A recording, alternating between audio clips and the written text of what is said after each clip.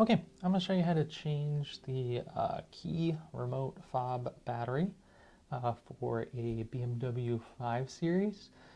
This key fob was used in the 2011 to 2017 model of the 5 Series, so like 520i, 528i, 518D, 523i. So change this battery, flip to the back side. You can see there's a button here to remove this key here.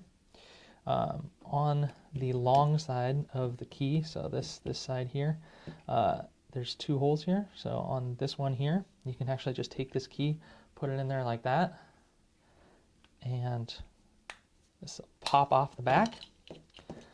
So you can see you're inserting there, pop off there, and then you can see the battery in there. Now to get the battery out, you can use like a small flathead screwdriver like this.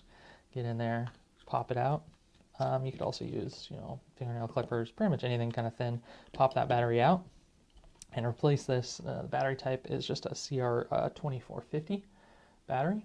And once you get a new one of those, pop that back in like this, pop the back on, and boom. That's how you replace the battery on the BMW. This is 5 Series. And this is 2011 to 2017. I used this model.